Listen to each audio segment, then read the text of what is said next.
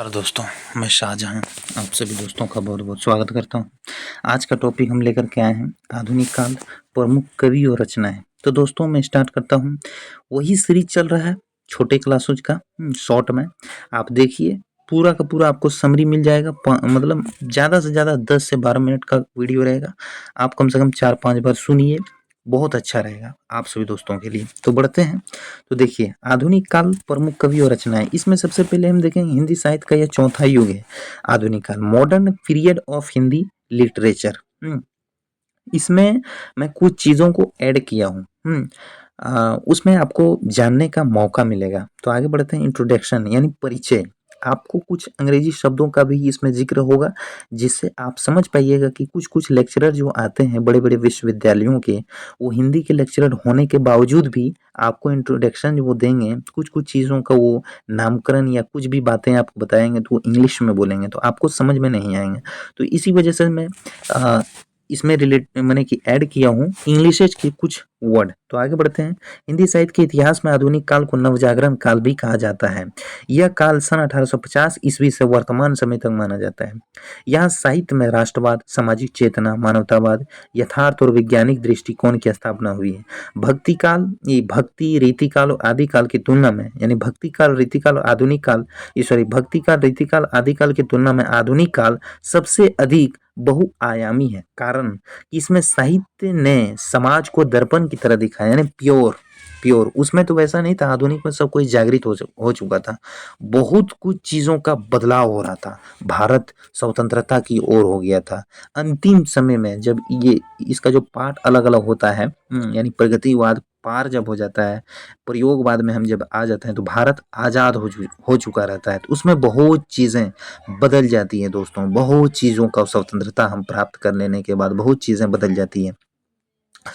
तो यहाँ देखिए, बहुआयामी, इसमें साहित्य ने समाज को दर्पण की तरह दिखाया, राष्ट्रीय आंदोलनों का मार्गदर्शन किया, और स्वतंत्रता संघर्ष को भी ऊर्जा दिया। अब आते हैं परिभाषाएं, यानी डेफिनेशन विथ डिस्कशन। इसमें परिभाषा आपको मिलेंगे और कुछ चर्चा मिलेंगे। तो डॉक्टर रामचंद्र शुक्ल क्या कहते हैं? आधुनिक हिंदी साहित्य का मुख्य उद्देश्य समाज की जागृति, राष्ट्रीयता और व्यक्ति की स्वतंत्रता रहा है। बहुत इंपॉर्टेंट है ये। आधुनिक काल के संदर्भ में इन्होंने ये क्या परिभाषाएं दिया है कि आधुनिक हिंदी साहित्य का मुख्य उद्देश्य समाज की जागृति, राष्ट्रीयता और व्यक्ति की स्वतंत्रता रहा है। चर्चा, इन्होंने ऐसा क्यों दिया परिभाषाएं, तो उसके बारे में चर्चाएं यानी डिस्कशन।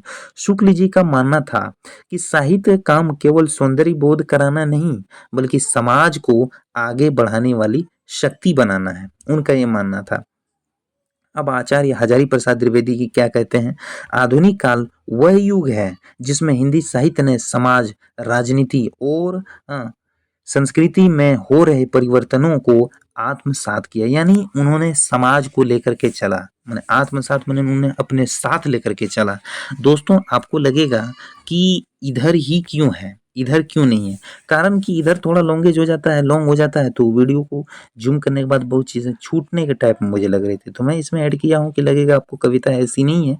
इसमें आपको शॉर्ट में बहुत कुछ मिलेंगे, एक साथ में देखने के मौके मिलते हैं। उसमें यहाँ से वहाँ, यहाँ से यहाँ तक का लंबी जो होती है ना, तो उसमें मुझे कुछ छूट जाते हैं, इधर उधर हो जाती है तो छूट जाते हैं। इसमें छूटेंगे नहीं, हालांकि छूटा नहीं है, लेकिन मुझे ये अच्छा लगा। अगर इसका सजेस्ट आप लोग कीजिएगा तो मैं अगले वीडियो में ऐसे ही बना करके लाऊंगा, अन्यथा जैसी चल रही है वैसे मैं चलाऊंगा। आगे बढ़ता हूँ। आचार्य हजारी प्रसाद द्विवेदी का हो गया, आत्मसात किया। अब चर्चा, इन्होंने ऐसी परिभाषाएं क्यों दिया? द्विवेदी जी ने स्पष्ट किया है कि आधुनिक साहित्य परिवर्तनशील युग का प्रतिनिधि है। ये भी दिया है मत, ये मत देकर के पूछ सकते हैं कि ये मत जो है किस आचार्य द्वारा कहे गए हैं, ये इंपॉर्टेंट है। ये भी जो है ये इंपॉर्टेंट है, अगर पूछ सकते हैं कि द्विवेदी जी का ये मत है किसके संदर्भ में, तो आधुनिक काल के संदर्भ में है दोस्तों। आधुनिक काल के संदर्भ में। आगे बढ़ते हैं। डॉक्टर नगेंद्र क्या कहते हैं? आधुनिक हिंदी साहित्य में राष्ट्रवाद, प्रगतिवाद और प्रयोगवाद जैसे प्रवृत्तियों ने भाषा और साहित्य को एक नई दिशा दी। कितना इंपॉर्टेंट है। आगे बढ़ते हैं। चर्चाएं क्या है? डिस्कशन। नगेंद्र जी ने इसे प्रवृत्ति प्रधान युग मानते हैं। नगेंद्र जी आधुनिक काल को क्या मानते हैं? इसे प्रवृत्ति प्रधान युग मानते हैं। आधुनिक काल की प्रमुख विशेषताएं क्या है? मेन फीचर, राष्ट्रीयता और स्वतंत्रता, आंदोलन का प्रभाव, nationalism and freedom, movement impact. इसमें मैं इंग्लिश चीज़ों को इसलिए ऐड किया हूँ क्योंकि आप क्या बोलते हैं, जैसे कॉलरिज को पढ़िएगा, प्लेटो को पढ़िएगा, बहुत सारे जो हैं पाश्चात्य काव्यशास्त्र के संदर्भ में कुछ कुछ पॉइंट जो हैं आपको हिंदी में मिस कर जाइएगा। हाँ, इंग्लिश के अगर बोलेंगे तो आप हिंदी में उसको समझ के मिस कर जाइएगा।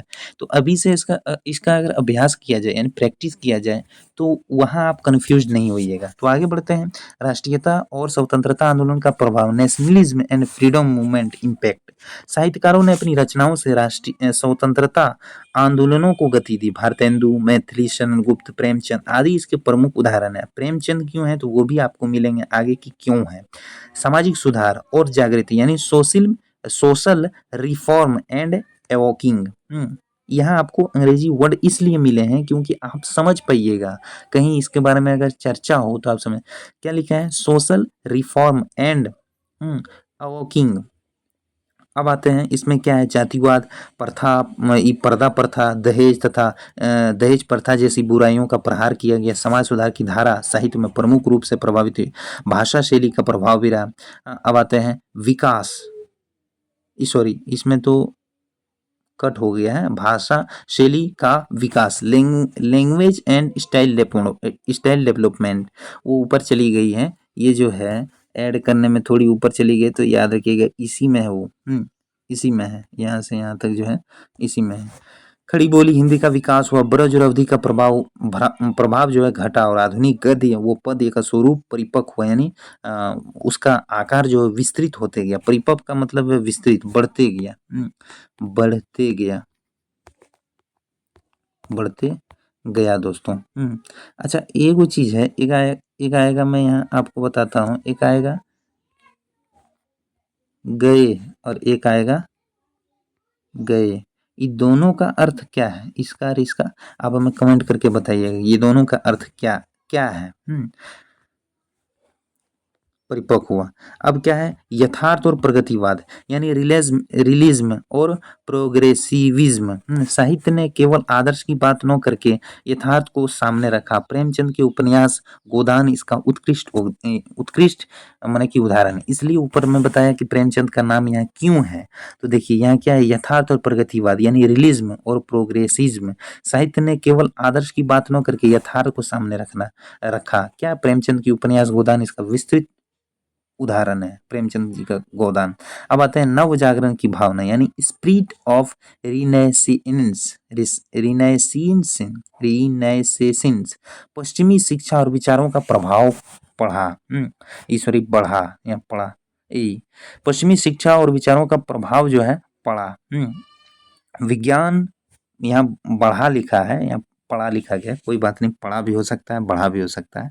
तो पश्चिमी शिक्षा और विचारों का प्रभाव जो है वो बढ़ा, इसलिए मैं बढ़ा पढ़ा क्योंकि कई बार मैं इस लाइन को पढ़ा हूँ लेकिन नोट करने में हो जाता है ना थोड़ी मिस्टेक, तो पढ़ा की जगह बड़ा हो गया, कोई बात नहीं। विज्ञान तर्क और विवेक को साहित्य में स्थान मिला। नवजागरण की भावना, स्पिरिट ऑफ रिनाइसेंस। काम में विविध प्रवृत्तियां यानी वेरिएंट्स ऑफ पोइट्री। भारतेंदु युग, राष्ट्रवाद और नव जागरण इसमें मिला। भारतेंदु युग में राष्ट्रवाद और नव जागरण में। द्विवेदी युग में क्या मिला, खड़ी बोली और काव्य और नैतिकता। छायावाद युग में क्या मिला, प्रकृति, रहस्यवाद और सौंदर्य का माने कि इसमें दृष्टिकोण रहा है उसका सबसे अधिक प्रयोग हुआ है। ये जो पॉइंट है दोस्तों ना, ये इंपॉर्टेंट। काव्य में विविध प्रवृत्तियां जो है, तो भारतेंदु युग में क्या है, राष्ट्रवाद और नवजागरण के अभिव्यक्तियां हैं। द्विवेदी युग में क्या है, खड़ी बोली और काव्य की नैतिकता है। छायावाद में प्रकृति, रहस्य और सौंदर्य का प्रयोग हुआ है। प्रगतिवाद में यथार्थ और समाजवाद का जो नई कविता और प्रयोगवाद में आधुनिक जीवन की जटिलियां, ये बहुत इंपॉर्टेंट है। इसको आप स्क्रीनशॉट लेकर कम से कम 20 बार इसको रिपीट कीजिए, नहीं तो आप मेरी क्लासेज को ये जो 10 मिनट का जो बनेगा या 12 मिनट का, इसमें आप क्लियर कीजिए, इसको देखिए, बहुत आपको माने कि यूजफुल होगा। आगे बढ़ते हैं। प्रमुख कवि और लेखक रचनाएं। Major poet, writer and works. Bharatendu Harishchandra English में भी नाम है। भारत दुर्दशा, भारत गीत, हिंदी का आधुनिक युग इन्हीं से शुरू होता है। महावीर प्रसाद द्विवेदी सरस्वती पत्रिका के संपादक और सामाजिक व नैतिक चेतना इन्होंने जागृत किया। मैथिली शरण गुप्त भारत भारतीय रचनाएं राष्ट्रीय चेतना के कवि हैं। इनकी रचनाओं का जो मेन चीज है ना, उनके बारे में चर्चा की गई। जैसे महावीर प्रसाद द्विवेदी का सरस्वती पत्रिका का संपादक थे वो। अब एक सवाल आता है कि वो कब से कब तक रहे थे, तो हमें कमेंट करके बताइएगा, मैं उसके बारे में आपको जवाब दूंगा। अब आता है मैथिली शरण गुप्त हो गया, भारत भारती, राष्ट्रीय चेतना के कवि जयशंकर प्रसाद, कामायनी, छायावाद के प्रमुख स्तंभ, कामायनी तो बोलिए नहीं, महाकाव्य है, महाकाव्य। सूर्यकांत त्रिपाठी निराला, सुमित्रा नंदन पंत, महादेवी वर्मा, छायावाद के अन्य महान कवि, ये बहुत इंपॉर्टेंट है, निराला, पंत, महादेवी वर्मा और कौन थे, जयशंकर प्रसाद, ये चारों स्तंभ थे, स्तंभ छायावाद। प्रेमचंद, गोदान गबन कर्मभूमि, यथार्थवाद के महान कथाकार थे ये, उपन्यासकारों का तो ये सम्राट है प्रेमचंद। रामधारी सिंह दिनकर, उर्वशी, कुरुक्षेत्र, राष्ट्रीय और वीर रस के प्रमुख कवि हैं। रामधारी सिंह दिनकर। नागार्जुन, मुक्तिबोध, अज्ञेय, प्रगतिवाद और प्रयोगवाद के प्रतिनिधि कवि हैं। कौन, अज्ञेय। तो इन्होंने जिक्र क्यों किया प्रगतिवाद का भी, ये सब जो उठा करके जो लाया हो, तो आधुनिक काल मतलब सब चीज समेटा जा सकता है इसमें, तो इसलिए हर चीज जो हर समय में इम्पोर्टेंट थे उनका यहाँ जिक्र है। आप समझ जाइए कौन कौन किसमें है और कौन कौन किसमें रह करके उनकी क्या क्या प्रसिद्धि है, वो इसमें जिक्र किया गया है। इसलिए इसका शॉर्ट नाम रखा गया आधुनिक काल प्रमुख कवि और रचनाएं, मेन चीज एकदम शॉर्ट। इसके बाद आगे बढ़ते हैं। काल, नागार्जुन, ये तो हो गया। यहाँ तो प्रधान काल विभाजन है। Period, sub division, Bharatendu Harishchandra. Bharatendu युग का 1850 से 1900, द्विवेदी 1900 से 1918, छायावाद युग 1918 से 37 है, इसमें मिस्टेक 36 है। प्रगतिवाद, प्रयोगवाद, नई कविता, प्रोग्रेसिव एंड एक्सपेरिमेंटल इरा 1937 से अब तक। प्रगतिवाद, प्रयोगवाद, नई कविता, इसमें डायरेक्टली माना गया है कि 1936 से अब तक चला है। तो इसका अलग अलग समय है, मैं बता चुका हूँ आपको। निष्कर्ष यानी कॉन्सुलेशन क्या है, आधुनिक काल हिंदी साहित्य का सबसे महत्वपूर्ण और प्रगतिशील युग है। इसने न केवल साहित्य को विविधता प्रदान की, बल्कि समाज, राजनीतिक, संस्कृति में चेतना का संचार किया। यह काल हमें बताता है कि साहित्य केवल मनोरंजन का साधन नहीं, बल्कि समाज का मार्गदर्शक और परिवर्तन का प्रेरक है दोस्तों। तो आपको आज का क्लासेज कैसा रहा हमें कमेंट करके जरूर बताइए, मैं आगे लिखा हूँ। देखिए, बहुत बहुत धन्यवाद दोस्तों। आज का क्लास आप सभी को कैसा लगा हमें कमेंट करके जरूर बताएं प्लीज़ दोस्तों, आपकी प्रतिक्रिया का हमें इंतजार रहेगा। तो एक बार देखिए, मैं समरी आपको यहाँ दिखा देता हूँ, आप देख सकते हैं, चाहें तो स्क्रीनशॉट ले सकते हैं। मैं चर्चा आपको, देखिए आधुनिक काल यहाँ से आप ले लीजिए, आपको मिलेंगे। स्क्रीनशॉट चाहें तो आप ले सकते हैं, कोई दिक्कत नहीं, यहाँ से ले लिए। अब मैं बढ़ता हूँ, यहाँ से यहाँ तक है तो साहित्य से है, देखिए फिर से ले लीजिए।